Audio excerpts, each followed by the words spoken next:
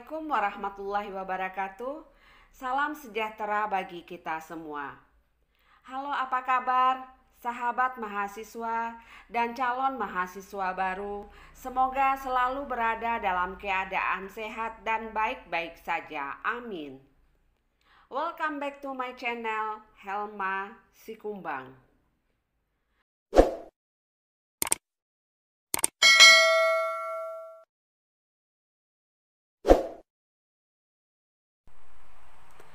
Mahasiswaku semua, anandaku semua, sebelum kita memulai kuliah, sebaiknya kita berdoa menurut agama dan kepercayaan kita masing-masing. Ya Allah, tambahkanlah ilmu kepada kami dan berikanlah kami karunia untuk dapat memahaminya. Dan jadikanlah kami termasuk golongan orang-orang yang soleh dan solehah. Amin, amin, ya Rabbal Alamin. Perusahaan hanya mencapai keuntungan normal dalam jangka panjang pada pasar persaingan sempurna. Kenapa? Nah, ini yang akan kita bahas secara tuntas. Dalam jangka panjang, perusahaan dan industri dapat membuat beberapa perubahan tertentu yang di dalam jangka pendek tidak dapat dilakukan. Perubahan dapat menambah faktor-faktor produksi yang dalam jangka pendek adalah tetap jumlahnya.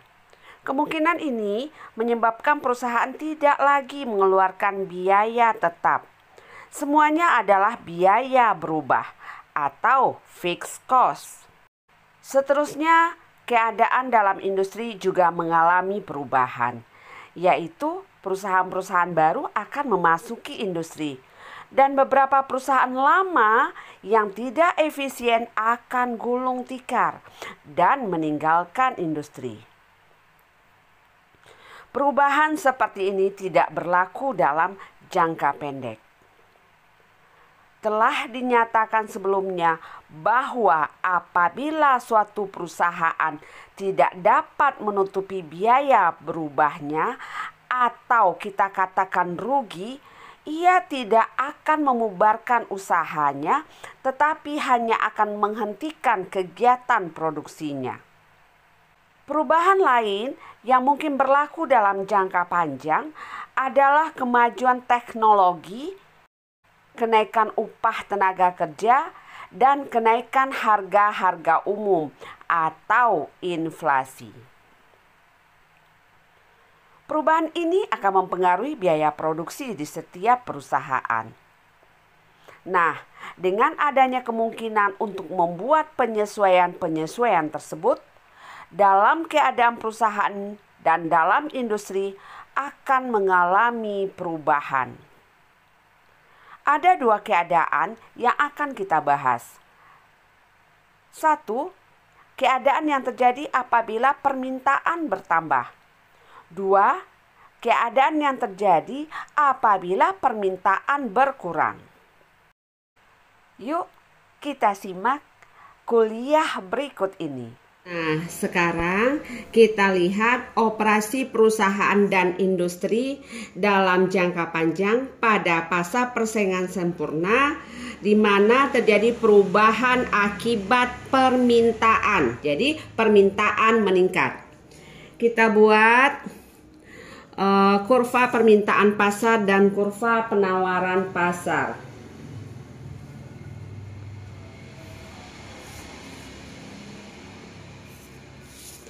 D0 kurva permintaan pasar, S0 adalah kurva penawaran pasar. Seperti yang sudah Ibu terangkan sebelumnya, bahwa perusahaan pada pasar persaingan sempurna bersifat price taker, pengambil harga pasar. Nah, pasar adalah kumpulan pembeli dan penjual. Ini demand, pembeli, S0 mewakili penjual, titik keseimbangannya katakanlah titik E0, maka terjadilah harga keseimbangan sebesar P0.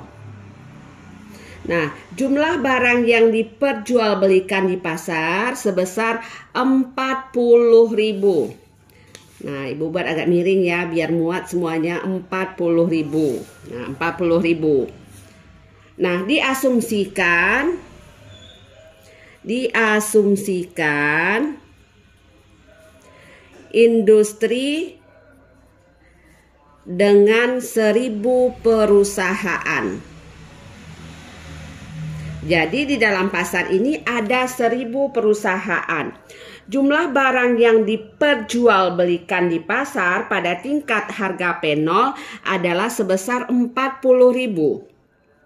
Nah, perusahaan harus ambil harga ini karena perusahaan pada pasar persaingan sempurna bersifat price taker, pengambil harga pasar. Tarik garis bantu lurus ke sini. Nah, ini merupakan harga yang harus diambil oleh perusahaan. Otomatis ini merupakan kurva demand-nya, juga merupakan kurva MR-nya.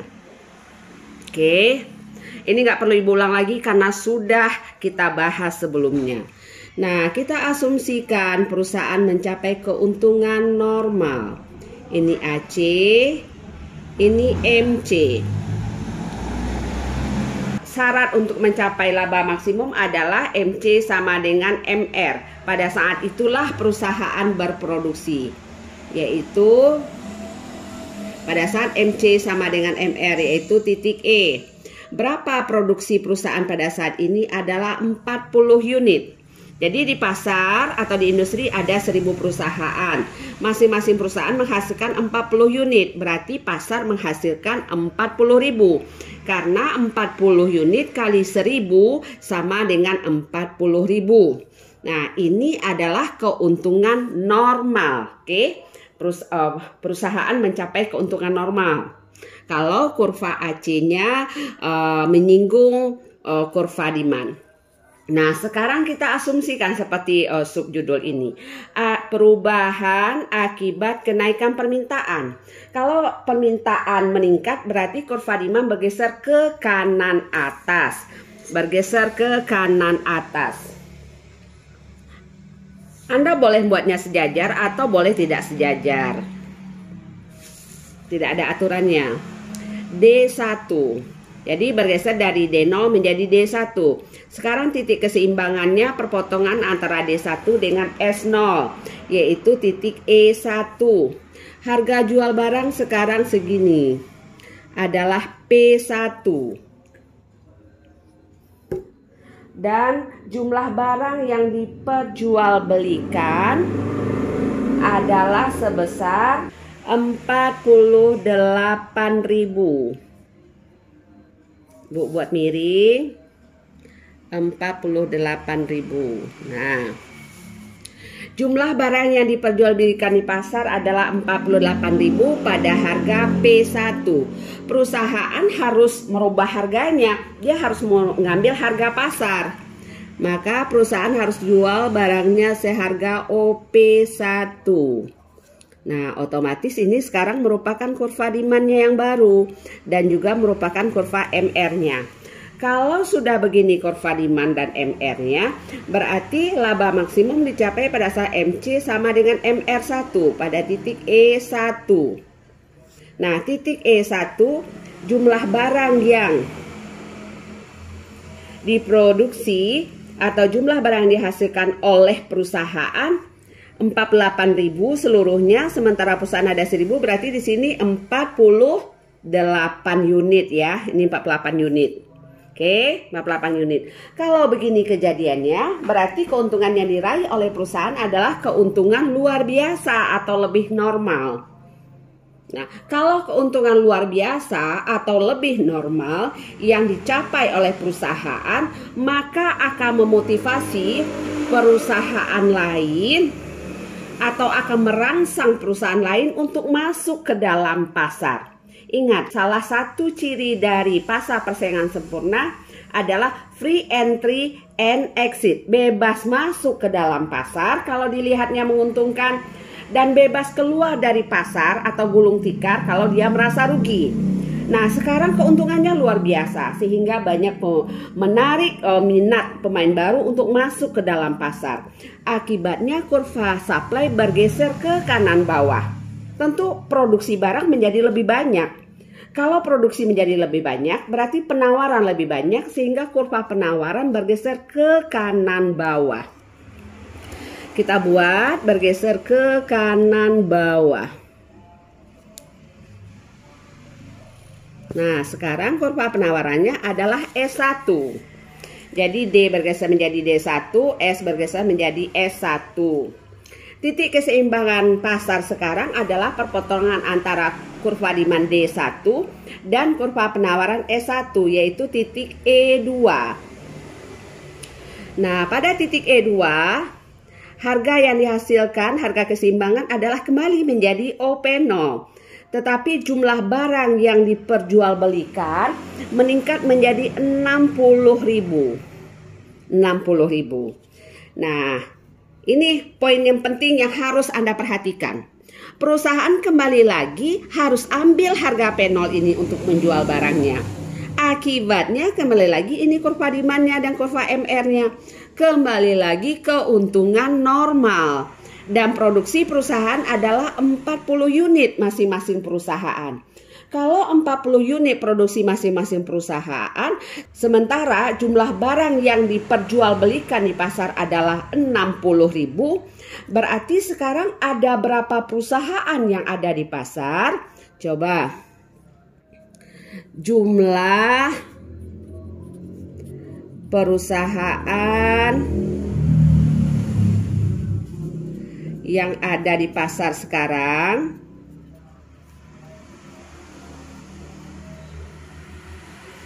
berarti 60.000 dibagi 40 berarti 1.500 perusahaan. Jadi perusahaan bertambah sebanyak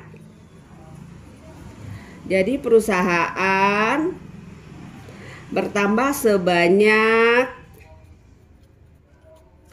500 perusahaan. Nah, inilah free entry, perusahaan masuk ke dalam pasar, bebas masuk, akibatnya keuntungan dalam jangka panjang akan menjadi normal. Oke, paham ya? Kalau nggak paham, tolong diulang lagi, diputar lagi, tonton lagi, dan simak video ini. Sekarang kita masuk ke perubahan yang kedua, yaitu perubahan akibat kemerosotan permintaan. Nah, sekarang permintaan yang merosot. Kita buat lagi seperti yang tadi. Kita buat lagi. Ini ada kurva perusahaan, ada kurva pasar ya. Jadi ini ada kuadran perusahaan, ada kuadran pasar. Kita buat lagi kurva demand. Ada kurva supply, D0, S0. Ini kondisi mula-mula. Maka titik keseimbangan adalah titik E0. Nah, berarti harga keseimbangan adalah OP0. Dan jumlah barang yang diperjualbelikan di pasar adalah 40.000 unit. Nah, perusahaan seperti yang sudah Ibu terangkan sebelumnya, pada pasar persaingan sempurna bersifat price taker, pengambil harga pasar. Kalau harga di pasar P0, maka perusahaan harus ambil harga P0 ini untuk menjual barangnya. Otomatis ini akan menjadi kurva demand perusahaan. Maka inilah kurva demand dan kurva MR-nya. Oke, sekarang kita udah dapatkan kurva demand dan MR. Nah, kita asumsikan di sini keuntungannya adalah normal. Ini kurva AC, kemudian AC dipotong oleh MC pada titik minimum AC. Ini titik minimumnya. Untuk mencapai laba maksimum, perusahaan harus berproduksi pada saat MC sama dengan MR. Ini MC, ini MR, berarti samanya pada titik E ini. Nah, inilah produksi perusahaan. Karena tadi diasumsikan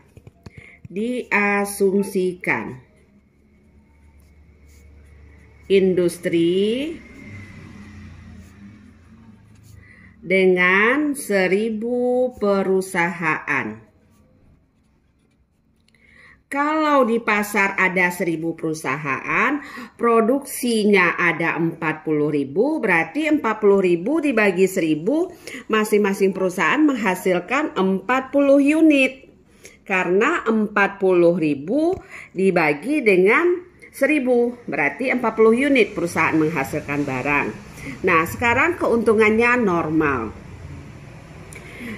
Sesuai dengan subjudulnya, perubahan akibat kemerosotan permintaan. Demand berkurang. Kalau demand itu berkurang, maka kurva demand bergeser ke kiri bawah. Kita buat bergeser ke kiri bawah. Nih, sekarang menjadi D1. Jadi bergeser dari D0 menjadi D1. Nah, titik keseimbangan pasar pada saat perpotongan antara D1 dengan E1. Katakanlah ini titik E1. Maka jumlah barang yang diperjualbelikan di pasar sebesar 34.000. Sementara harga keseimbangan pasar adalah P1.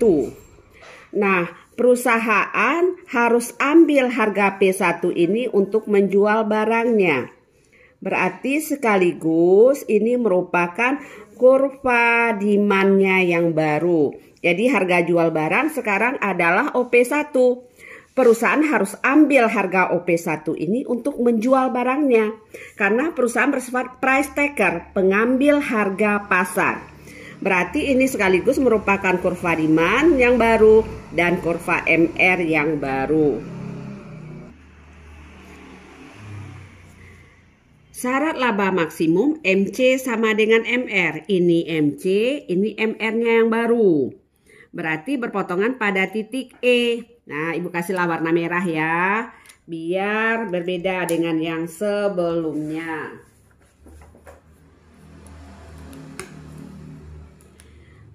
Ini titik E. E1. Nah, berapa produksi perusahaan sekarang? Di pasar tadi kan ada 1000 perusahaan. Produksi 34.000, berarti 34 produksi perusahaan di sini. Oke. Nah, ini perusahaan berarti dalam keadaan rugi. Seperti yang sudah Ibu terangkan sebelumnya, kalau perusahaan rugi, dia silahkan keluar dari pasar. Kalau dia bangkrut, dia akan keluar dari pasar sesuai dengan ciri dari pasar persaingan sempurna. Salah satu ciri dari pasar persaingan sempurna adalah free entry and exit. Kalau dilihat menguntungkan, maka banyak pemain baru yang masuk ke dalam pasar. Kalau dilihat merugi, maka banyak perusahaan yang gulung tikar dan keluar dari pasar. Akibatnya, kurva penawarannya akan bergeser ke kanan. Akibatnya, kurva penawaran akan bergeser ke kiri atas. Karena penawaran berkurang, perusahaan berkurang, tentu produksi berkurang, penawaran berkurang. Bergeser ke kanan atas. Dari S0 menjadi S1. Nah, sekarang titik keseimbangan pasar adalah perpotongan antara D1 dengan S1. Ini D1, ini S1. Berarti sekarang titik keseimbangannya adalah titik E2, ya ini. Harga kembali lagi P0. Dan jumlah barang yang diperjualbelikan di pasar adalah 28.000. Nah, perusahaan, perhatikan baik-baik, perusahaan karena dia mempunyai sifat price taker, pengambil harga, kembali lagi mengambil harga yang sudah ditentukan oleh pasar P0 untuk barang yang diproduksinya. Maka harga jualnya OP0.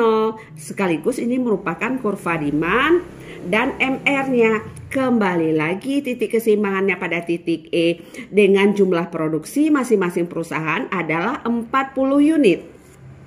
Nah, kalau harga OP0 berarti kembali lagi keuntungan normal.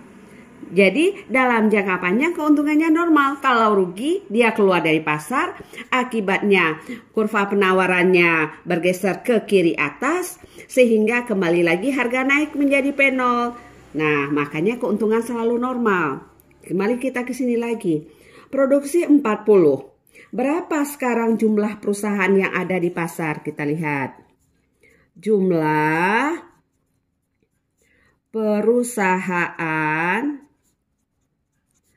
yang ada di pasar sekarang adalah tentu sebanyak barang yang diproduksi. Barang produksi terakhir kan 28.000 dibagi masing-masingnya menghasilkan 40. Berarti sekarang 700 perusahaan. Jadi perusahaan berkurang di pasar sebanyak 300 perusahaan. Jadi perusahaan sudah keluar dari pasar sebanyak 300 perusahaan. Itu akibat cirinya yang tadi, free entry and exit. Dalam jangka panjang keuntungan selalu normal. Jadi Ibu buat ya kesimpulannya. Kesimpulan,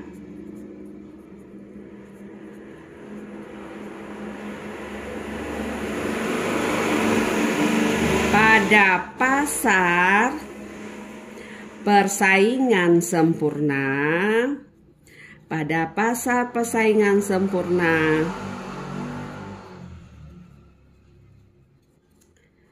dalam jangka panjang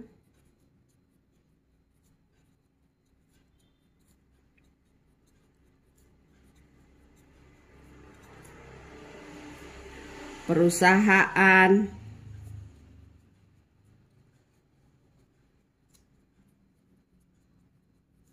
mencapai keuntungan normal.